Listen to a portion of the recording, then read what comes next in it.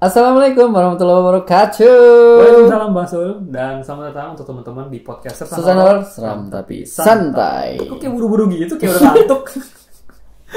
Ketahuan. Bolok. Enggak lah. Gue biar tua gini. Semangat Ya ya. tua.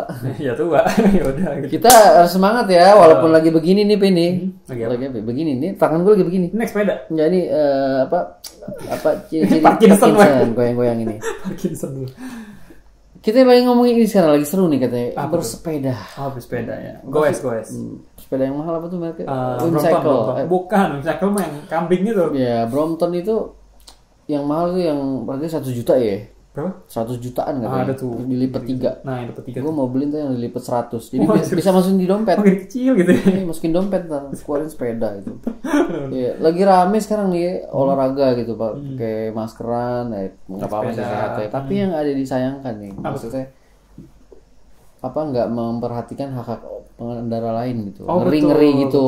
Beberapa orang ya. Enggak semua, tapi ada beberapa sih. Jadi nggak tahu ya.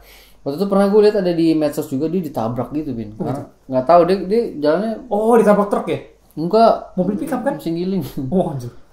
Dia jalannya nyamping begini, jadi kemakan orang mau jalan, mungkin dia nggak sabaran jadi ditabrak aja gitu, jeder ya udah. Akhirnya nggak tahu ya meninggal apa nggak ya, nggak ngeri aja itu. Maksudnya nggak memperhatikan orang juga ya kan, karena jalanan kan yang pakai banyak, jadi silakan olahraga lo bebas hebat mantep ya kan ya, tapi tetap memperhatikan ini ya hak pengguna jalan yang lain. Tapi emang gitu sih, karena soalnya ngeri kan kalau sepeda kan kayak takut kesenggol mereka jatuh gitu. Betul. Kan. Terus pernah itu juga tuh videonya yang mana mobil pickup malah. Oh, di mana mobil pickup jadi sepedanya itu di depan dia tapi kayak nyolot gitu. Lama gitu kan jalannya kan. Itu bukan jalur sepeda kan maksudnya. Jalur mobil. Memang pickupnya di situ gitu kan. Jalan. Ya pokoknya entah mereka kayak ngadu bacot gitu. Terus jalan-jalan, nah si sepeda ini tuh kayak nendang mobilnya gitu loh. Oh, nendang mobilnya. Okay. Nah, habis itu nendang apa gimana aku lupa, pokoknya gak enak lah gitu kan. Si supir pickupnya langsung ditabrak. Waduh. Langsung dibanting setir, tabrak, jalan lagi. Itu sepeda langsung muter-muter tapi muter-muter jatuh gitu, tapi gak kenapa-napa, orangnya duduk lagi. Gitu. Cengok langsung bengong anjir gue ditabrak gitu. Gitu. Kurang ajar kali ya, maksudnya udah kelewatan gitu kan. Iya, ya hati-hati aja lah teman-teman kalau misalkan mau olahraga. Ya aku mau olahraga sih, cuma kayak kalau misalnya naik sepedaan ya hati-hati di jalan aja dan ya mungkin nggak mengganggu pengguna jalan yang lain gitu sih. Betul. Jadi tetap semangat olahraga ya boleh silakan dengan cara kalian lah ya, enak pokoknya mau gimana, yang penting tetap hati-hati di jalan dan hormatin juga ya. Betul. Gue udah kayak ini aja polisi. Iya tahu ini udah keiklanan masyarakat nih aja. Iya. Hormati marka jalan. Berhenti di tengah jalan gitu kan. Itu dilindes. Ya paling itu ya tentang teman-teman ya. Soalnya ini quest lah ya. Kita bahas yang lagi in lah ya. Betul. Yang lagi in apa ya? Kan yang in kan sepeda. Kalau misalnya lagi innya skateboard. Oh, skateboard. Nah, kita ngomongin Tony Hawk. Oh, benar juga ya. Itulah kita sebenarnya kita buat intro kita bahas mungkin kita bisa bahas yang lebih faktual ya maksudnya. Ya mungkin nanti akan bahas ini perceraian artis gitu ya. Jadi sersan gosip. Nah itu dia. Digosok makin sip. Nanti masuk tangannya gak gini lama-lama. Tangannya gini. Kenapa nih? Oh nggak gitu dong. Ini kelingking ngetril dikit. Oh ngetril dikit gini. Ini buat signal. Oh gitu. Wifi. Kalau sedikit dapat 2,4 GHz. Iya. Pokoknya begitu dah. Aneh. Oke lah. Ya gitulah. Oke teman-teman. Jadi di episode kali ini kita akan bahas. Aku sampai lupa kita podcast horor loh. Oh iya horor ya. Horor, mohon maaf. Ya, coba kita agak sedikit lah ya. Kayak Rudy Wawar kan tuh wibawa banget tuh. Yo, gimana? Jadi kita akan bahas ada satu cerita. Ada 2 cerita. 2 ya? 2. Jadi kita pertama ini adalah dapat dari teman kita yang baru pertama kali ngirim. Waduh. Nah, first time. Nah, ini ceritanya di Bali loh teman-teman loh. Ini kan kalian tahu sendiri kalau ceritanya Bali kan Pulau Dewata ya. Pasti serem kan karena itu kental sekali dengan suasana mistisnya seperti itu, dan judulnya adalah Gloomy Days in Bali. Nah, kita akan lihat tuh seperti apa yang dia sebut Gloomy Days in Bali ini nih. Cakep nih. Nah, itu dia. Oke, dan itu cerita pertama. Dan cerita kedua kita ada dari Bella. Oh, udah pernah nih dulu sering ya. Banget. Yang suster terbang itu di puncak kan. Yang di labirin itu. Kak Bella ini tuh sering banget ngirim cerita. Enggak sering banget sih, maksudnya pernah beberapa kali gitu ngirim cerita dan ceritanya mantap-mantap loh. Wow. Gitu. Dan nanti kita akan lihat ini dia nggak kasih apa judul. Kita lihat aja. Dia sempet DM gue loh, suruh coba Pang ekspor ke daerah rumahnya dia tuh di Gading apa ya, lupa gue. Gading apa? Tapi pas Gading Martin kan? Bukan. Udah pisah. Oh gitu. Kok jadi gosip? Kok jadi jadinya. Udah jadi gue dong. Jangan dulu. Sesuatu udah parah banget. Udah parah banget. Dia pernah jadi kaki. naik juga. Kayaknya udah master banget. Jadi dia kayak kirim video gitu, Pin. Jadi kan dari DM tuh kan. Gini Bang, lihat tuh. Lihat perumahannya itu emang gede-gede kan. Maksudnya rumahnya masih jarang-jarang dan ada satu tempat yang menurut gue yang orang awam aja, gue lihat videonya aja tuh ngeri ya. Kayak mau ngambil rapot gitu, serem deg-degan. Jadi tembok terus pohonnya rindang-rindang gitu. Oh gitu. Bang di sini Bang ada gini.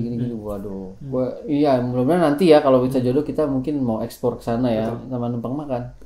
Oh enggak ya? Dan disebut di sini malu. Take away aja. Enggak usah disebut, nanti tiba-tiba piring enggak di sini. Iya, anjir.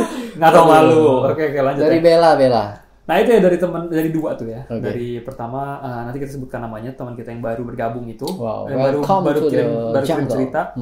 Nah habis itu ada ceritanya dari Bella. Jadi ada dua cerita teman-teman. Jadi sit back, enjoy, santai. Kita akan bacakan ceritanya. Seperti biasa langsung pasang headset kalian, matikan lampu dan tangkap kengeriannya. Samsan, Bareko. Selamat mendengarkan.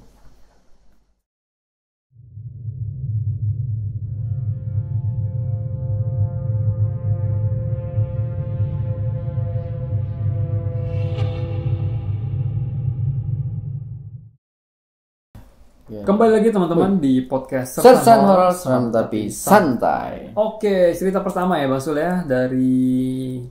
Oke, ini boleh disebut namanya nih ya, karena dia nggak bilang. Dia kasih nama sih, yang atau itu nama samaran atau apa. Ini namanya Mas Sanli. Oh cowok ya? Sanli, cowok sih ini anjir. Kayaknya. Oh iya. Ya cowok ya gitulah. Ya itulah pokoknya. Dan jadi teman kita yang baru kirim cerita namanya Mas Sanli. Nah ini Mas Sanli terima kasih sudah kirim cerita ke kita. Thank you Sanli. Ini kita penasaran banget kalau misalnya udah ada unsur-unsur Balinya, itu pasti kita kayak wah men Bali sih, mungkin gak serem sih gitu kan. Pasti sih. Nah jadi kita akan langsung bacakan saja. Terima kasih untuk Mas Sanli sekali lagi. Thank you. Ini ceritanya lumayan panjang ya teman-teman ya. Jadi enjoy aja. Ya oke. Ini masuk. Jadi ceritanya nih, si Mas Sanli ini kirim via email. Dia tulis seperti ini. Hai Kevin dan Bang Sul. Halo Sanli. Salam kenal Mas Sanli ya. Namaku Sanli. Kejadian ini sudah lama katanya. Sekitar tahun 2013. Pas aku masih di kelas 12 SMA berarti ya. Langsung aja katanya. Dia 2013 kelas 2 11. Berarti dia beda dikit dong umurnya sama aku. Umur gue juga beda dikit sih. Umur kakeknya beda dikit. Oh gitu. Dia lebih tua. Dia lebih tua. Oh lebih tua. Dia lebih tua. Oke. Lebih tua 2 tahun berarti harusnya. Nah itu ya. Langsung aja. Jadi waktu itu kelasku ngadain perpisahan ke Bali dengan menggunakan jasa travel langsung ya. Naik darat. Ya nggak tahu lah apa ya. Itu travel. Oh belum tahu ya. Oh berarti dia bukan orang Bali. Cuma dia lagi study tour ke sono. Dia lagi perpisahan di sono. Nah di kelasku ada 2 guru yang ikut serta sebagai pengawas. Satu wali kelas, satunya lagi guru kesenian. Nah di tengah perjalanan selain having fun, tour guide kami sebut aja namanya Mas Ujo ngasih arahan basic nih tentang apa aja pantangan atau tata krama yang boleh dan tidak boleh dilakukan di tiap-tiap lokasi yang akan kami kunjungi di Bali. Oh boleh juga nih ntar buat informasi ini yang nggak mau ke Bali ya. Kita lihat ya. Ini edukatif juga nih, boleh mantep nih. Singkat cerita, kami sampai di Sanur. Pada pagi harinya, kami menggunakan bis ya. Berarti naik kapal feri. Oh iya nyebrang. Oh darat berarti perjalanannya. Setelah menikmati keindahan Sanur, kami pun lanjut menuju hotel di mana kami akan menginap untuk menaruh barang dan membersihkan diri. Aku sekamar dengan 2 orang temanku, sebut saja namanya Beka dan Sena. Cewek dong berarti nih, Sanli. Oh ya Mbak Sanli lah. Cewek loh berarti. Oh iya Sanli. Sorry Mbak Sanli ya. Nah ini Mbak Sanli ini bertiga sama temannya, sebutnya namanya Beka dan Sena ya. Samaran nih. Entah hari itu juga atau kapan aku lupa deh. Destinasi kami selanjutnya yaitu ke Tanah Lot. Oh yang itu ya. Terkenal banget ya. Terkenal ya Tanah Lot. Kamu nggak pernah ke Bali loh. Tapi terkenal ya. Iya terkenal. Pasti tahu lah Tanah Lot ya. Tahu. Nah aku ingat banget nih Mas Ujo bilang kalau di Tanah Lot itu nggak boleh ambil batu untuk dibawa pulang. Ini aku pernah denger nih. Oh oke. Dan juga kalau ada yang lagi berhalangan. Datang bulan nggak boleh ke situ ya, itu dilarang banget mendekat ke sekitar puranya. Mungkin di pantai boleh kan, dia ada pura kan tuh ya. Nah di situ sesampai di sana kami semua diberi waktu sekitar 1 jam sekian jam untuk berpencar sebelum diharuskan kembali ke lokasi titik temu untuk lanjut ke destinasi selanjutnya. Ya tour gimana sih ya? Ya pasti. Ya, bisa Foto-foto boleh dah ya. balik lagi ntar. Meeting point. Ya meeting point. Cakep. Misalnya lo apa titiknya dekat inilah patokan ya kan. Terus Deket. langsung balik sendiri ke Jakarta gitu. Jauh. Enggak maksudnya di situ. Di situ ya. Foto-foto lah gitu lah ya. Tanah lot ya. Tanah Lot. Aku, Beka, dan Sena langsung menuju pinggiran pantai dan mengunjungi gua sakral yang ada di sana. Namun, ketika kami masuk ke dalam gua itu, tiba-tiba Sena memilih untuk tidak ikut dan kembali ke pantai. Dan menunggu di sana. Singkat cerita, setelah kami bersenang-senang di Tanah Lot, kami sekelas menuju ke tempat makan untuk makan siang. Namun, siang itu sikap Sena sedikit berubah nih. Oh, agak beda ya. Nah, dia menjadi lebih pendiam dan wajah agak pucat. Lokasi makan siang kami harus melewati gang dan ruko-ruko, sehingga mengharuskan kami jalan satu-satu, nggak bisa barengan bertiga katanya, tepat di depan ruko pojok di samping gang. Sena ini nggak sengaja nginjek canang. Sesajen mungkin ya. Yang diberi katanya sebanyak gitu. Ada di pinggir-pinggir jalan biasanya itu. Nggak sengaja nginjek canang yang memang ditempatkan di depan ruko itu. Mungkin dia emang nggak lihat jadi keinjak. Mah udah deh. Ngapa nih, Ben? Mampus deh ini mah. Posisinya aku dan Beka ada di belakang Sena. Dia langsung ninggalin canang itu dan balik jalan. Dan uniknya setelah kami selesai makan dan mau balik ke bis, entah sengaja atau tidak, si Sena ini injek lagi canang yang tadi dengan muka sedikit kesal. Wah ini sengaja apa mohon maaf? Dua kali ya? Nah iya. Habis sudah selesai gitu makan, injek lagi. Tapi mukanya kesel. Nggak tahu kayak sengaja apa gimana. Sekali lagi dapat giveaway. Nah itu, sekali lagi dapat piring cantik loh. Dua kali coy. Malam harinya, ketika kami semua sudah di hotel dan siap tidur, aku lagi tiduran di bangku sambil main HP. Kamar itu hanya ada satu ranjang besar yang sangat cukup untuk dipakai bertiga. Oh, king size. Bukan king size aja gitu kayak. Pokoknya udah, kalau king size 2 ya, nggak tahu sih berapa, tergantung badan juga sih. Gede banget kan. Muat bertiga gitu ya. Yang intinya mereka satu ranjang tidur bertiga maksudnya. Nah, aku memilih paling samping sisi kanan agar dekat dengan colokan dan kamar mandi. Nah, BK saat itu sedang membuka kopernya, nggak jauh dari tempat aku tiduran. Malam itu, Sena masih tidak banyak bicara. Mungkin mereka bingung karena Sena bisa orangnya bawel mungkin ya. Mungkin dia nggak ngomong, cuma mungkin, WA kali. Oh gitu WA ya? Oh gitu. WA, mungkin Sena biasanya suka gosip gitu kali. Kenapa nih? Your signal? Your signal. Wi-Fi signal. Hati nih. Nah begitu, si BK ini masih nggak banyak bicara Mas Ul. Kami berpikir mungkin dia capek ya, atau mabuk darat. Pas aku dan BK lagi ngobrol, Sena yang sedang duduk di ujung kasur sisi kiri, posisinya itu memunggungi kami. Dia melihat ke arah balkon, Mas Ul. Tiba-tiba itu dia ketawa kenceng banget, men. Kenceng banget sampai mereka semua kaget. Saking kagetnya kami sampai nggak tahu mau berbuat apa dan kami cuma ngeliatin Sena dari belakang karena emang nggak kelihatan mukanya. Anjir, serem cuy. Nggak lama, Sena tiba-tiba berdiri. Terus dia goyang-goyangin tangannya gitu kayak lagi nari Bali. Oh my god. Man. Dan berbalik menghadap ke kami. Aku bisa pastikan itu tarian Bali karena lirikan mata penari Bali kan sangat ikonik. Gini-gini. Yang serem itu loh. Oh iya. Itu dia. Tanpa pikir panjang, aku dan Beka langsung teriak keluar kamar. Sehingga membuat beberapa teman kami di kamar sebelah juga pada keluar kamar juga. Kami semua berkumpul di depan kamarku sambil ngeliatin Sena yang masih menari.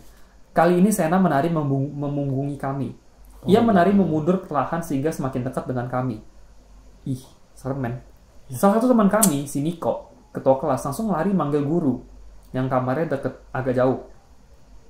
Singkat cerita, guru kami datang bersama dengan karyawan hotel dan juga membagi orang pintar untuk memulihkan kesadaran Sena. Smart people. Nah, smart people tuh. Mereka masuk ke dalam kamar dan menutup pintu sehingga kami tidak bisa menyaksikan apa yang terjadi. Hingga akhirnya semua selesai dan kami berusaha untuk tidur. Sena dipindah ke kamar guru kami. Apabila jika terjadi apa-apa bisa cepat ditangani. Gitu.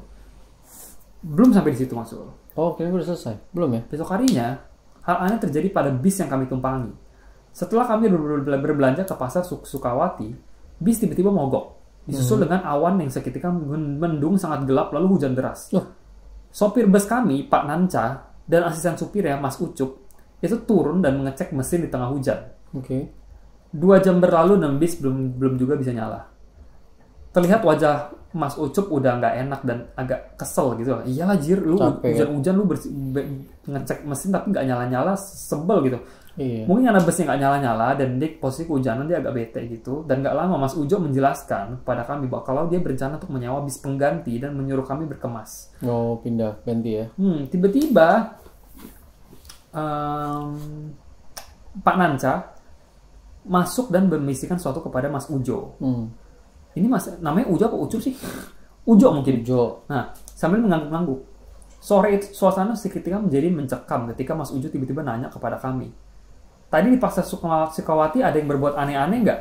Atau nginjak canang? Atau ngambil sesuatu di sana nggak? Ada kali 10 menit kami saling diskusi dan mengingat-ingat apa yang telah kami lakukan di Pasar Sukawati itu. Mungkin ada yang nggak sengaja kali ya. Hingga teman kami bernama Niko mengacungkan tangan dan berkata, yang ketua kelas tadi ya? Oh iya, ketua kelas. Nah, mengacungkan tangan berkata, Mas, aku tadi ngambil tali rafia di parkiran buat ngikat barang-barangku. Ngambilnya di mana? Berserakan di jalan, kupikir sampah nggak dipakai ya, aku ambil aja. Tour guide kami langsung menatap sopir bus sekilas, lalu manggil Niko sama anak-anak buat turun ke bagasi buat ngecek tali rafia itu. Wah, ini penasaran sih. Keren. Singkat cerita, aku melihat dari jendela bis adegan Niko ngelepas tali rafia itu, lalu dibuang, lalu balik ke bis. Terus Pak Nanca mencoba nyalakan mesin. Percaya nggak percaya, bisa langsung nyala, men. Oh shit. Sekali starter langsung nyala. Oh, gara-gara tali ya? Tali rafia. Nggak cuma itu aja, ketika bus kami melanjutkan perjalanan, nggak sampai 5 atau 10 meter, tiba-tiba langit cerah, cuy. Dan hujan langsung hilang. Seolah hilang tanpa transisi. Bener langsung kayak jebret hilang, langsung hujannya pek hilang. Tali doang, cuy. Nah, di ujung talinya ada kambing nggak? Oh, buset, nyolong kambing itu, Pak. Tapi ini banget ya, maksudnya gila loh.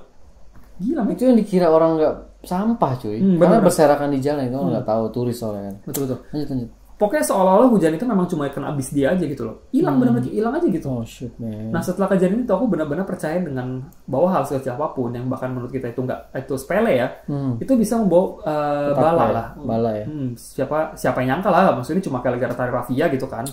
Apalagi udah serakan itu ya, gila sih. Maksudnya aku juga kalau lihat tali serakan itu lagi butuh ikat pasti aku ambil sih. Jatuhnya nggak sengaja ya? Nggak sengaja. Cuman dibayar tunai juga. Betul. Kejadian ketiga ini adalah kejadian paling tragis. Sebenarnya tadi satu Sena, 2 Niko, 3 nih tragis, paling tragis nih. Waduh. Save the best for the last nih ya. Wow, biasanya ini nih closingnya cakep nih. Benar. Main course-nya. Jadi kami sudah dalam perjalanan kembali ke Sidoarjo nih. Posisi bis kami baru saja keluar dari kapal feri nih di pelabuhan Ketapang Banyuwangi.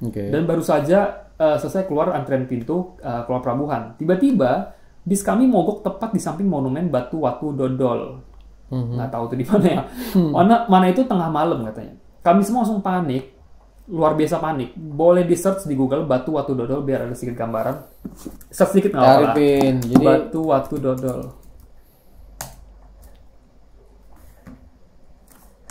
Wah, gini maksudnya. Ini daerah mana ini tadi? Kayak batu gede begitu ya. Oh, di tengah jalan ya. Ini mah jalan lewat. Ini jalan yang buat orang lewat, pantesan dia panik ya. Mogoknya di sini. Mogoknya di sini. Oh, ngeri. Putaran sini ya. Oke. Oke, kita jadi gambaran nih. Oke. Nah, lanjut lagi tadi mana? Nah itu. Berkaca dari kejadian sebelumnya, Mas Ujo dan Pak Nanca entah gimana caranya balik ke pelabuhan untuk minta bantuan orang-orang di sekitar sana. Mas Ucup nggak ikut karena sakit katanya. Dia tidur di bangku paling belakang pakai hoodie gitu katanya. Nah, kayaknya sekarang nih. Mungkin efek hujanan waktu itu sakit jadi. Singkat cerita nih, Mas Ujo dan Pak Nanca balik ke bis dengan satu orang lagi, pakai baju hitam-hitam dan udeng Banyuwangi, topi khas daerah gitu. Sebut saja namanya Mbah S, karena sudah tua dan sebenarnya juga dia nggak ngenalin nama juga katanya. Gila sih, katanya suasana langsung auto dark katanya. Gelap gitu ya. Nah, singkat cerita, Mbah S ini kok tiba-tiba melambaikan tangan ke Sena. Ternyata si Sena ini ngambil batu di tanah lot. Aduh ya Allah, Sena ini terpesona sama salah satu batu pas dia lagi nungguin aku sama BK masuk ke dalam gua. Di situ wajah Mas Uco dan Pak Nanca langsung kecewa gitu, men. Kayak, tadi Mas Uco itu tour leadernya, Mas Ucup asisten supir, Pak Nanca sopir, paham. Langsung kayak, men, gue kan udah bilang, pasti gitu sih. Ya, kan gue udah bilang, Pak, gitu kan, kecewa gitu. Kelihatan banget wajah mereka capek gitu kan. Masa iya kami harus balik lagi ke tanah lot buat ngembalin batu ini. Ini posisinya udah jauh loh ini. Itu dia, udah nyebrang, men. Oh shit, man. Mbak S bilang, nggak perlu balik juga sih buat balikin batu itu secara gue bisa katanya. Oh gitu. Nah, gimana aku nggak paham lah katanya gitu. Tapi jadi di sana ini sama Mbak S jalan ke suatu tempat mendekati perairan untuk ritual singkat balikin batu itu ke asalnya. Setelah semuanya selesai, bis bisa kembali normal dan kami pulang dengan selamat. Kejadian tragisnya bukan itu. Oh, bukan. Yang mana nih tragis ini? Gila, tadi lagi nerka-nerka nih. Ini siapa tadi namanya aku lupa. Ini yang kirim cerita ini Sanli. Sanli ini jago banget ngumpetin cerita nih. Ya kan? Keren ya. Nah, ini kejadian ketiga tragis nih. Tragisnya bukan itu. Ngeselin nih. Tapi seru, sumpah. Oke, lanjut ya. Mau setelah pesan-pesan berikut pas Nggak usah, udah. Ntar di demo loh. Oh, iya, ngeselin nih Bang Sul. Lanjut. Apa iya boleh? Jangan sama aja. Kejadian tragis bukan di situ Bang Sul. Seminggu setelah trip ke Bali itu, Mas Ujo datang ke kelas kami untuk menyampaikan terima kasih dan memberikan kami semua sebuah CD rekaman kegiatan kami ya. Mas Ujo juga menyampaikan kabar duka pada kami bahwa Mas Ucup meninggal. Innalillahi, kenapa ini? 2 hari sebelumnya. Mas Ujo lalu bercerita kepada kami bahwa sebagai peringatan bahwa budaya dan kepercayaan masing-masing setiap daerah memang berbeda dan kita harus bisa menghargai. Intinya, Mas Ucup ini ternyata sepulang tragedi Mogokana Rafia, dia menjadi sedikit kesal. Nah, ketika makan malam, Mas Ucup kan nunggu nih dan tiduran di bawah pohon sekitaran resto. Nah, Mas Ucup ini kebelet buang air kecil. Dia langsung pipis di bawah pohon itu. FYI, pohon itu ada canangnya. Aduh, Mas Ucup. Dan dipakaikan kain kotak-kotak hitam putih. Sekian detik Mas Ucup selesai buang air, Pak Nancar datang nyamperin. Dia marahin Mas Ucup, tapi Mas Ucupnya malah frontal bilang kalau dia nggak takut sama penunggunya. Lagi kesel dia. Nantang. Bawain emosi. Seolah bodo amat sama budaya dan kepercayaan di sana. Setelah itu kondisi Mas Ucup langsung makin drop. Singkat cerita, Mas Ucup ini sepulang dari Bali selalu tidur di kursi panjang tempat parkir bis-bis yang sedang tidak disewa. Dia nggak pulang ke rumah, nggak tahu kenapa. Nah, malam sebelum Mas Ucup meninggal, dia sempat melampiaskan amarahnya ke rekan kerja sambil mengumpat. Dia bilang kalau sakitnya itu karena diganggu jin penunggu pohon. Bukannya minta maaf atau ibadah atau gimana, Mas Ucup malah semakin ngumpat. Kayak paham kan katanya. Rekan kerja yang semakin kebingungan sama tingkah Mas Ucup beberapa hari terakhir pun semakin bodoh amat. Besok paginya ketika rekan kerja Mas Ucup ini balik ke parkiran, dia sudah mendapati Mas Ucup posisi tidurnya meringkuk kaku hadap ke samping, lidahnya menjulur. Ya Allah. Dengan satu mata terbuka, satunya ketutup. Astagfirullahaladzim. Sekian cerita dari aku. Maaf kepanjangan dan nggak jelas. Cerita ini aku ringkas inti-intinya saja karena sangat panjang. Makasih Bang Sul dan Kevin, semoga bisa jadi memetik hikmah dari kejadian ini. Sukses terus sama horor. Thank you, ya Allah. Gila men, ceritanya serem banget. Ini nggak happy ending ya. Tragis banget, tai. Nggak happy ending sih, parah. Yang kena malah orang ya? Yang kena malah maksudnya orang. terpancing emosi juga. Terpancing emosi juga sih gitu kan. Tapi tetap aja awalnya kan gara-gara itu kan gitu.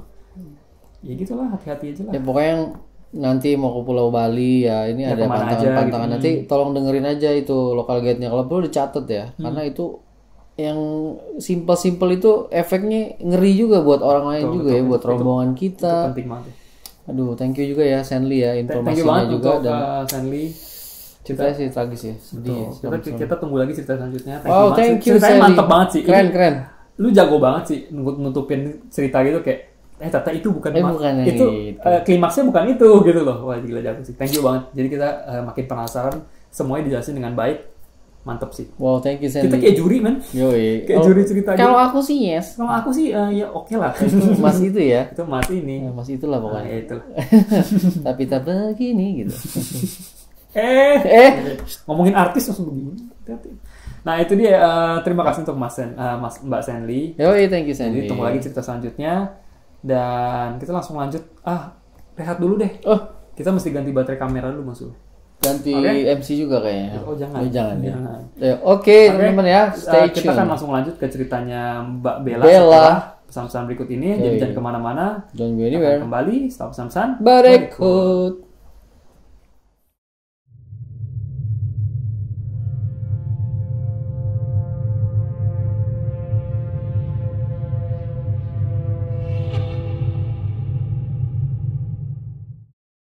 Kembali lagi teman-teman di podcast Sesan Horor Seram Tapi Santai. Oke teman-teman, kedua nih kita balik lagi ada cerita dari Bella. Nah ini apa namanya cerita dari Kak Bella. No subject ya, jadi nggak ada subjeknya. Kita belum tahu nih mau kasih judul apa. Jadi kita langsung bacakan saja, nanti judulnya kita kasih di belakang. Oke? Siap. Ini sebenarnya Kak Bella udah kirimnya agak lama ya. Cuma kan biasanya kita kan kalau misalkan udah baca satu cerita dari ini kita pindah ke lain. Tapi ini mungkin kelupaan. Mohon maaf nih. Nah jadi kita bacanya baru sekarang nih. Mohon maaf ya. Mohon maaf ya Bella ya. Kak Bella ini kok nggak salah udah kirim cerita tuh 4-5 kali deh. Lebih segitu. 4 kalian gitu lah gitu. Nah ini cukup sering juga ya. Betul, cukup sering juga. Nah kita akan bacakan yang kali ini ya. Oke, Kak Bella sebelumnya terima kasih udah kirim cerita kita lagi. Kita langsung bacakan aja. Thank you. Hai Bang Sul dan Bung Kevin. Wih, Bung gila. Bunglon apa bungkusan gado-gado? Bungkusan. Bung itu dude. In English, dude. Moit. Gitu. Mate. Kayak pejuang itu dipanggil Bung gitu. Betul. Bung ya. Perkenalkan nama gue Abigail Bella. Kalian bisa manggil gue Bella juga. Apa kabar kalian semua? Gue harap semua baik-baik aja ya. Wah, pastinya. Semoga kalian semua dalam lindungan Tuhan dan semoga COVID ini cepat berlalu. Amin ya Allah. Karena rata-rata pendengar Sound Horror ada yang WFH dan masih bekerja di luar.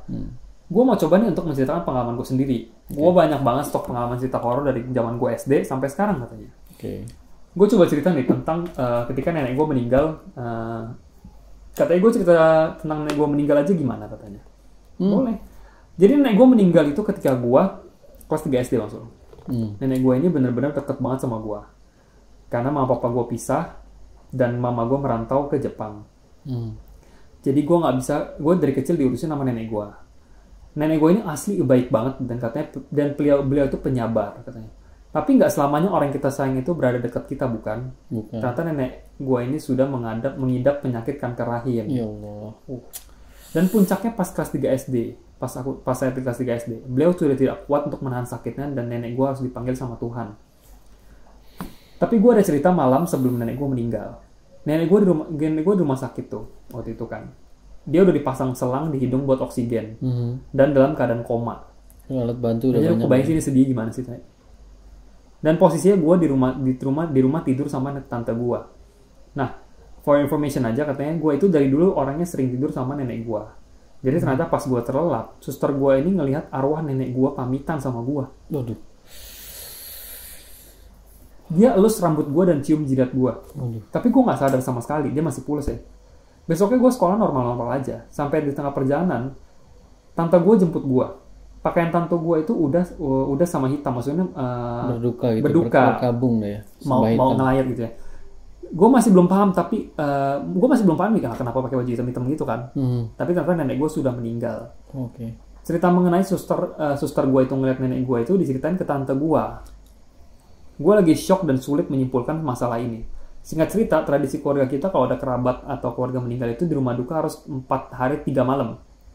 Biasanya jenazah datang ke rumah duka itu hari kedua kalau nggak salah. Semua itu berjalan seperti biasa sampai di mana gue melakukan kesalahan nih kayaknya katanya. Jadi mama gue sudah memperingatkan ketika ada jenazah kita harus kayak menundukkan kepala kita gitu loh. Kayak hormat gitu. Nah, nggak boleh ngelihat jenazah masuk ke dalam peti. Ketika gue nanya ke mama, lah kok nggak boleh lihat gitu kan? Mama cuma bilang ya nggak boleh aja gitu kan. Ya mungkin nggak sopan apa gimana gitu kan. Mama nggak kasih alasan kenapa dan akibatnya apa. Dan ya oke, gue turutin gitu kan. Masih normal lah sampai hari keempat terakhir kita mau konvoy ke tempat peristirahatan nenek gue mau dimakamin ya. Gue terkecoh sama kucing hitam di depan ruangan. Kucing itu natap gue dan ya udahlah gue ikutin kucing itu. Jalan sampai ada kali 3 meter dari ruangan kamar duka dan lu tahu apa? Gue lihat jenazahnya lagi proses masuk ke dalam peti. Dan gue lihat dong jenazahnya katanya. Ada kali sekitar 3 menit dan mama gue akhirnya menyadarkan gue gitu. Dan kalian tahu, gue udah jalan ada kali 4 meter dari ruangan tanpa gue sadar. Habis itu mama nanya, kenapa? Karena gue takut diomelin, gue cobain nggak ada apa-apa. Dan semua berjalan normal. Dan gue melihat penampakan untuk pertama kalinya itu di kuburan nenek gue.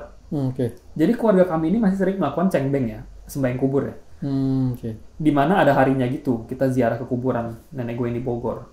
Dan mau tau nggak, kita berangkat jam berapa? Jam 3 dini hari. Subuh ya. Subuh banget ya. Emang biasanya gitu sih. Aku nggak pernah cengbeng sih, cuma...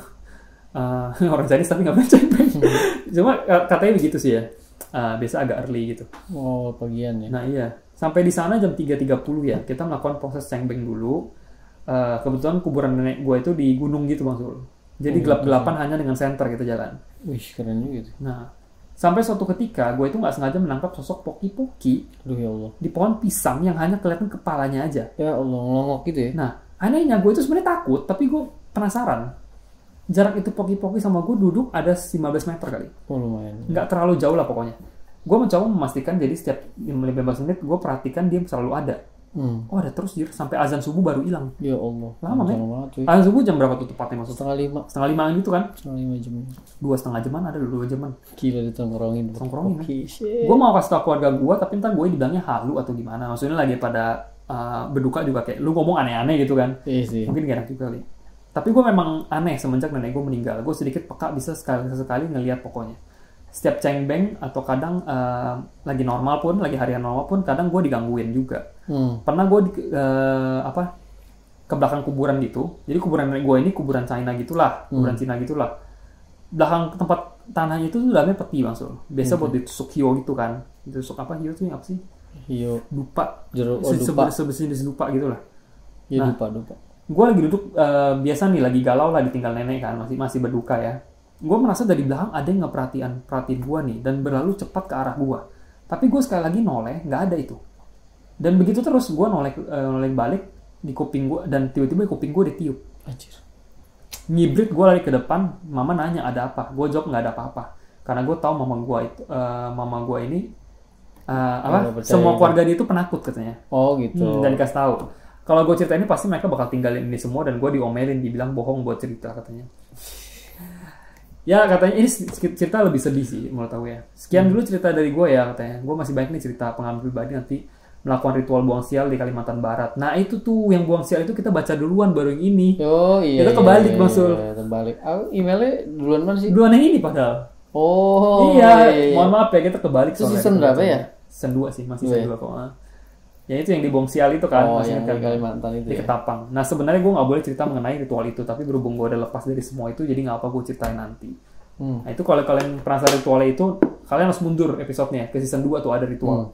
Nah itu Kabela juga tuh. Lebih peka lagi dia pas buang itu ya. Betul. Gara-gara buang tai lalat kan ya. Tai lalat itu ya, yang di belakang. Iya ada kayak gitu-gitu lah. Si itu bisa tahu ada di situ ya gitu. Maaf kalau cerita ini bosankan ya.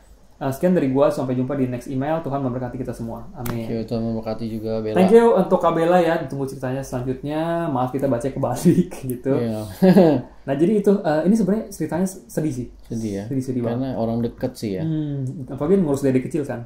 Iya benar. Gitu. Sebagai pengganti ibu untuk ngurus gitulah gitu. Ya gitulah, gila sih. Ini sedih sih. Maksudnya apalagi kayak masih kelihatan sosoknya gitu kan, kayak jadi ini sih. Jadi nggak bisa move on gitu. Iya sih, dia umur 3 tahun ya kejadian ini ya. Tapi kelas 3 SD. 3 SD itu umur berapa ya? 7 tahun 8 ya? 8 lah, 8. Tapi gitu. Untuk anak SD itu ngeliat pocong jarak 15 meter ya lumayan deg-degan itu. Meskipun rada bingung ya itu apaan gitu ya. Ya emang udah ada keturunan peka-peka gitu nih. Waduh, keren si Bella nih. Ya oke lah teman-teman, itu cerita untuk episode kali ini. Wow, thank you. Udah 2 ya? Yang pertama apa? Sandri tadi, belum di Desi Bali. Dan inilah tentang kepergian neneknya Kabela ya, dan ada beberapa kejadian-kejadian gitu. Ya. Oke lah, mantap sekali untuk kedua narasumber kita, dan ditunggu cerita selanjutnya. Dan bagi kalian yang menginginkan cerita yang mirip-mirip mungkin, pastinya, atau yang di Bali-Bali juga, atau yang ya di daerah kalian masing-masing yang khas-khasnya gimana, mana aja boleh ya, langsung kasih kita aja ke sersanhoror@gmail.com ya. Mungkin beberapa kali dari kalian ada yang kirimnya via DM. Nah itu kita maksudnya kita tuh lihat DM tapi kita belum sempat dirapiin DM. Betul. Gitu. Jadi mungkin kalian bisa copy ke email supaya bisa langsung masuk ke archive kita tuh lebih rapi gitu sih. Betul, tapi ya nggak apa-apa kalau kalian mau lebih nyaman di DM, itu nggak apa-apa. Enaknya di mana aja, yang penting. Oke, sekali lagi terima kasih teman-teman ya, yang dari Sabang sampai Merauke ini udah banyak yang kirim cerita, support kita sampai sekarang Bin ya. Betul. Oke, thank you banget. Thank you banget deh pokoknya ya. Kalian mau dengerin itu udah kita apresiasi sekali maksudnya. Thank you banget. Oke, mohon maaf kalau kita ada salah-salah kata. Pastinya, mohon maaf ya guys ya. Informasi, misalkan ada informasi yang kurang tepat, bisa langsung di komen aja. Betul. Dan kalau misalnya kalian suka video ini, kalian like aja. Kalau kalian nggak suka, tinggal di dislike aja. Oke, kita mohon pamit undur diri, dan kita sampai ketemu di episode selanjutnya. Kita ucapkan selamat malam. Wassalamualaikum.